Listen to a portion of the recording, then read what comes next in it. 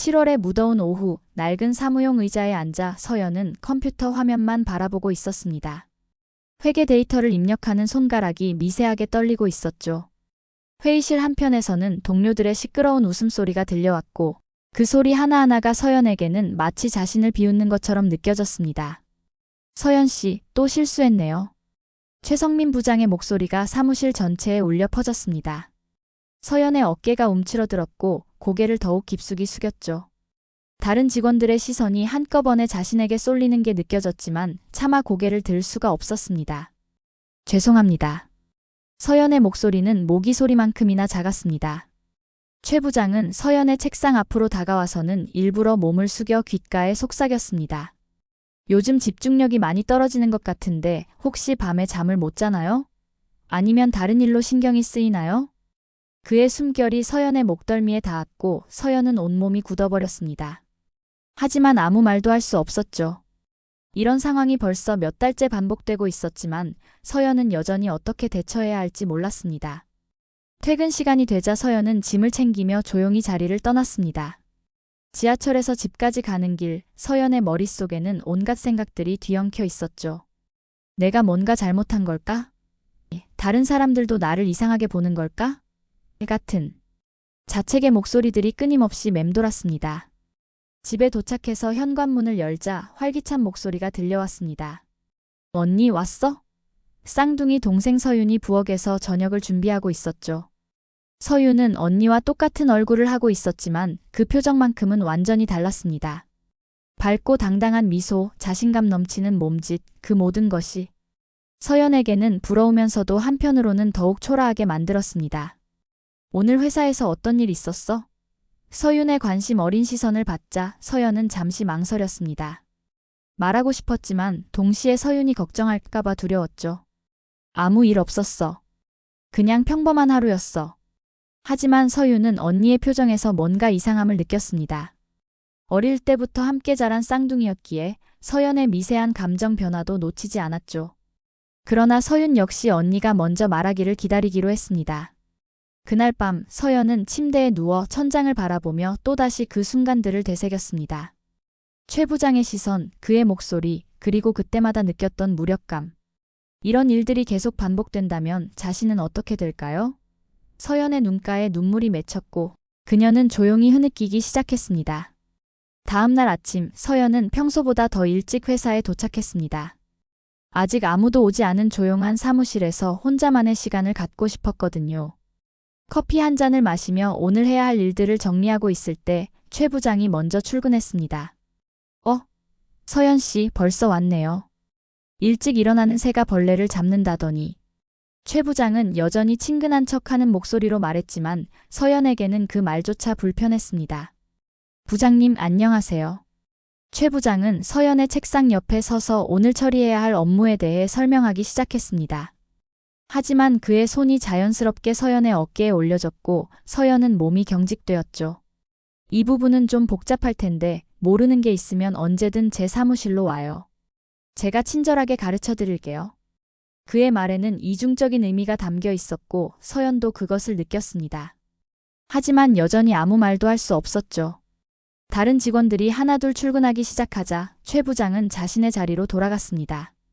점심시간이 되자 동료들은 함께 식사를 하러 나갔지만 서연은 혼자 사무실에 남았습니다. 도시락을 먹으며 창밖을 바라보고 있을 때 최 부장이 다시 다가왔습니다. 혼자 드시네요? 저도 도시락 가져왔는데 같이 먹을까요? 서연은 고개를 저었지만 최 부장은 이미 자신의 도시락을 가져와 서연 옆에 앉았습니다.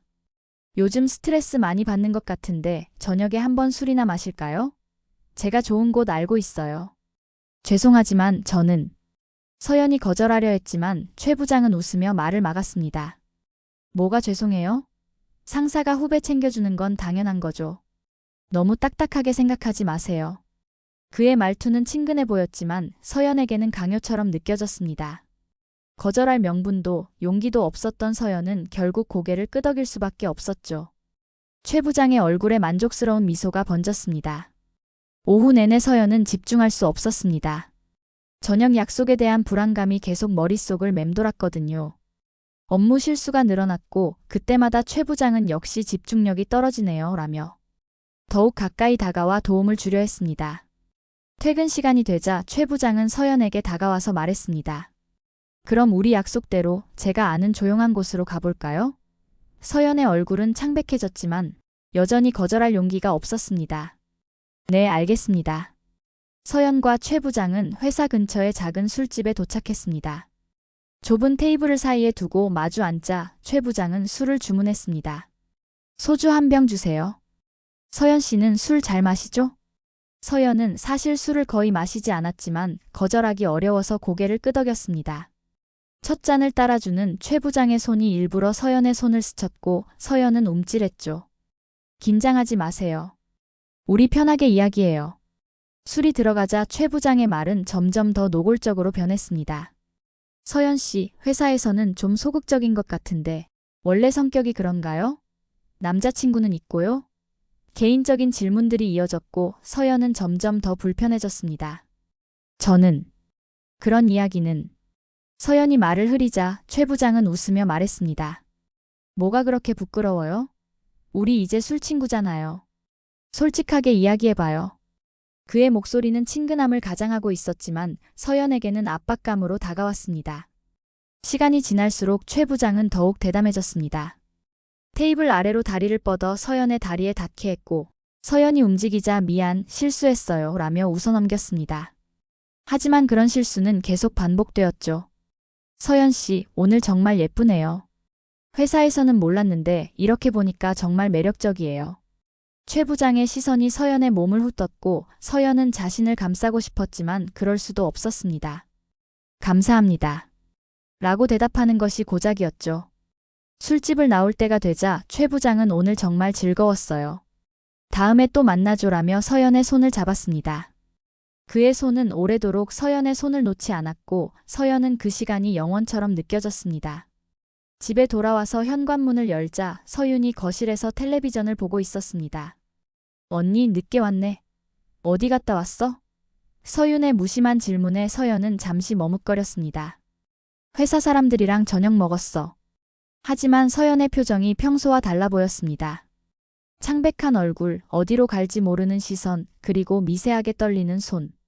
서윤은 뭔가 이상하다는 것을 느꼈지만 언니가 먼저 말하기를 기다렸습니다. 그날 밤 서연은 샤워를 하면서 눈물을 흘렸습니다. 뜨거운 물로 몸을 씻으면서도 여전히 그의 시선과 손길이 느껴지는 것 같았거든요. 거울 속 자신의 모습을 보며 서연은 생각했습니다. 내가 뭔가 잘못 보낸 신호가 있었을까? 내가 오해할 만한 행동을 했을까? 다음 날부터 상황은 더욱 악화되었습니다. 최 부장은 어제 저녁 이후로 서연에 대한 태도가 완전히 달라졌거든요. 마치 둘 사이에 특별한 관계가 있는 것처럼 행동하기 시작했습니다. 서연 씨, 어제 정말 즐거웠어요. 오늘도 점심 같이 먹을까요? 아침 인사를 나누면서 최 부장은 다른 직원들이 들을 수 있을 만큼 큰 소리로 말했습니다. 동료들의 시선이 서연에게 쏠렸고 서연은 얼굴이 빨개졌죠. 아, 저는 괜찮습니다. 서연이 조심스럽게 거절하자 최 부장은 실망한 표정을 지으며 말했습니다. 그래요? 어제는 그렇게 좋아하시더니. 그의 말은 마치 서연이 적극적이었던 것처럼 들렸고 서연은 당황했습니다. 오전 내내 최 부장은 사사건건 서연에게 찾아와서는 불필요한 스킨십을 시도했습니다. 서류를 전달할 때 손을 만지기도 하고 컴퓨터 화면을 가리키면서 몸을 바짝 붙이기도 했죠. 서연이 피하려 하면 왜 그래요? 어색해하지 마세요 라며 오히려 서연을 당황스럽게 만들었습니다. 점심시간이 되자 서연은 혼자 옥상으로 올라갔습니다. 시원한 바람을 맞으며 답답한 마음을 달래려 했죠. 하지만 그때 최 부장이 뒤따라 올라왔습니다. 여기 계셨네요. 찾았어요.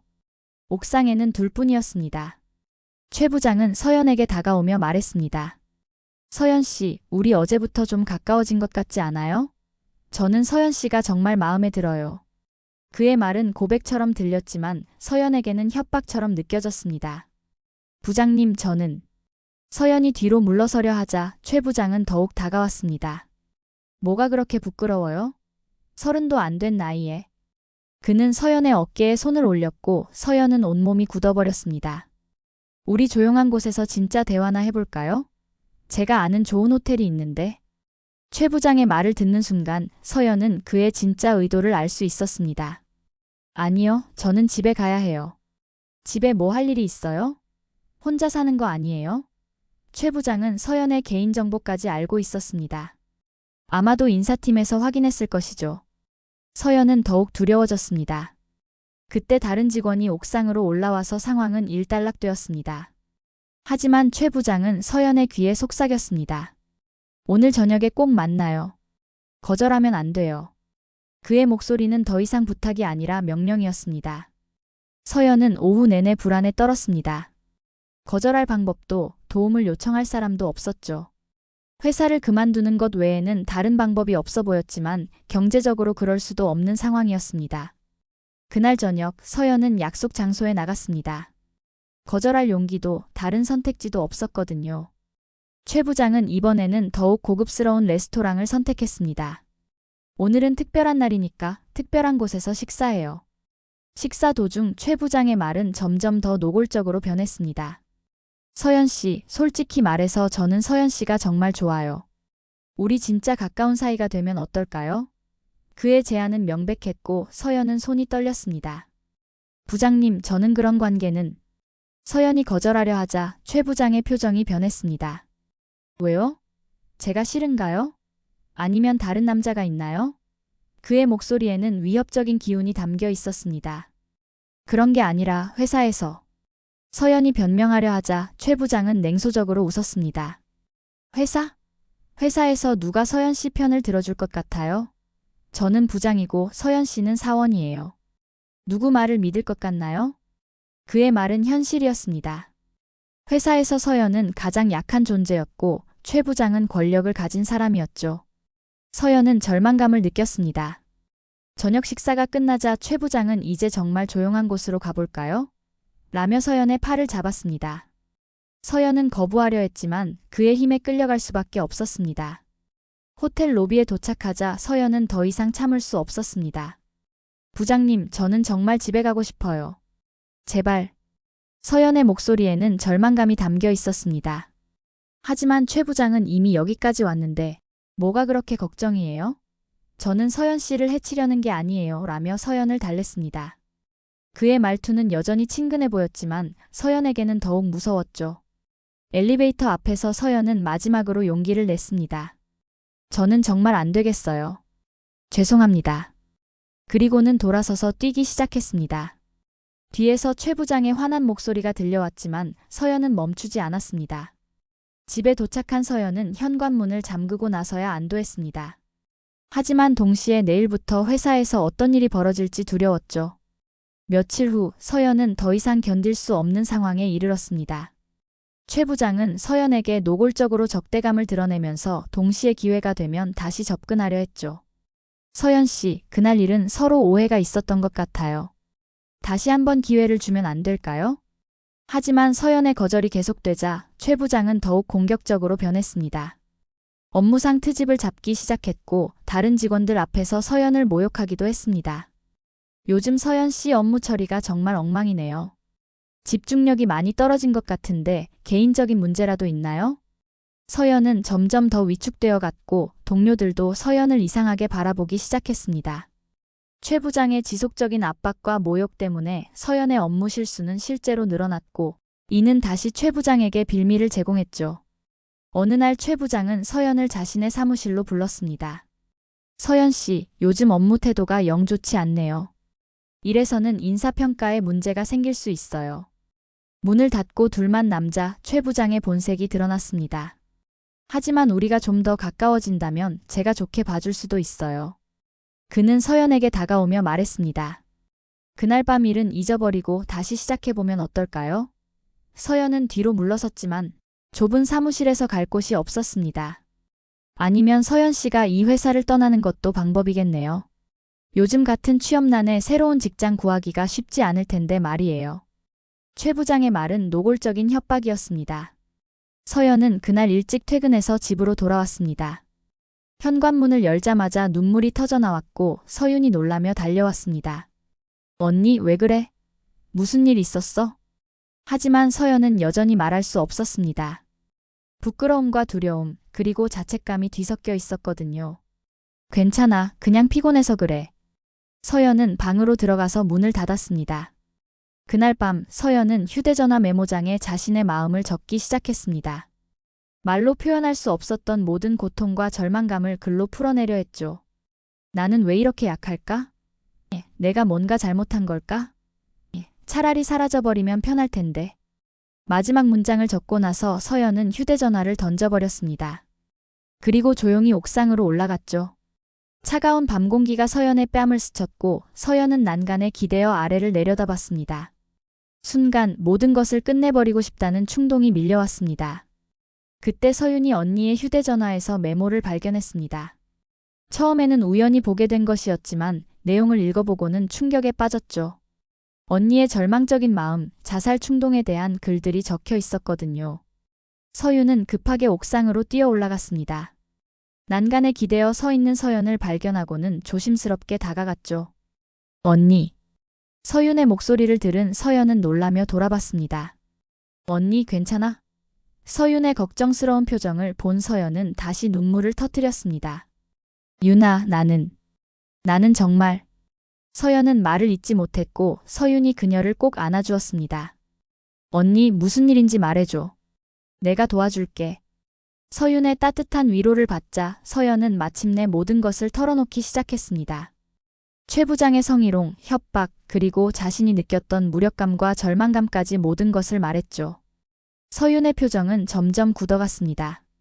분노와 충격이 교차하면서 주먹을 꽉 쥐었죠. 그 개자식이. 어떻게 감히. 서윤의 목소리는 분노로 떨렸습니다.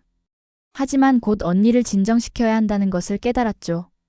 언니 괜찮아. 이제 내가 알았으니까 괜찮아.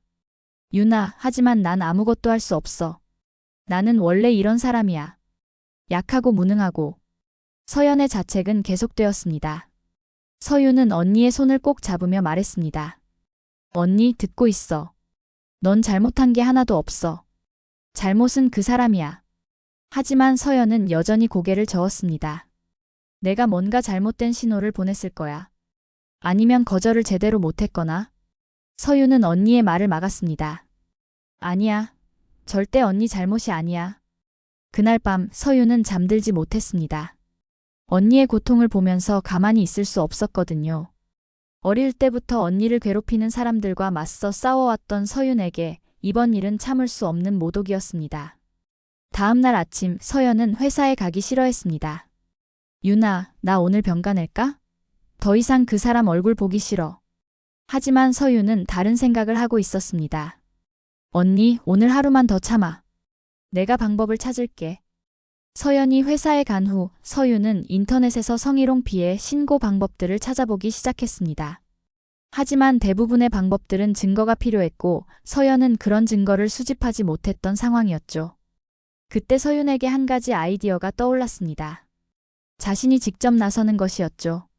쌍둥이라는 특성을 이용해서 언니 대신 회사에 가서 그 부장의 추악한 본성을 폭로하는 것이었습니다. 서윤은 결심했습니다. 언니는 너무 착하고 순진해서 악한 사람들과 맞설 수 없었지만 자신은 달랐거든요. 어릴 때부터 언니를 지켜왔듯이 이번에도 자신이 나설 차례였습니다. 서윤은 언니의 옷장에서 평소 서연이 입던 정장을 꺼냈습니다. 그리고 거울 앞에서 언니의 헤어스타일과 화장을 따라했죠. 놀랍도록 똑같은 모습이 나왔습니다. 다음 날 서윤은 서연 대신 회사에 출근했습니다. 서연에게는 아프다고 하고 집에서 쉬라고 했죠. 회사에 도착한 서윤은 언니의 자리에 앉아서 업무를 시작했습니다. 하지만 진짜 목적은 따로 있었죠. 최 부장의 추악한 본성을 녹음으로 증거를 수집하는 것이었습니다. 예상대로 최 부장은 서연을 보자마자 다가왔습니다. 서연 씨, 오늘은 좀 달라 보이네요. 화장이라도 바꿨나요? 서윤은 언니처럼 고개를 숙이며 대답했습니다. 아니에요. 그냥 컨디션이 좀 좋아서 그런가 봐요. 점심시간이 되자 최 부장은 다시 접근했습니다. 서연 씨, 우리 이야기 좀 할까요? 제 사무실로 와요. 서윤은 휴대전화의 녹음 기능을 켜고 그를 따라갔습니다. 사무실에서 최 부장은 본색을 드러냈습니다. 서연 씨, 그동안 생각해봤는데 우리 관계를 좀 더 발전시켜야 할 것 같아요. 당신도 이 회사에서 계속 일하고 싶다면 말이에요. 그의 말은 노골적인 협박이었습니다. 서윤은 분노를 참으며 언니처럼 행동했습니다. 부장님, 그런 말씀을.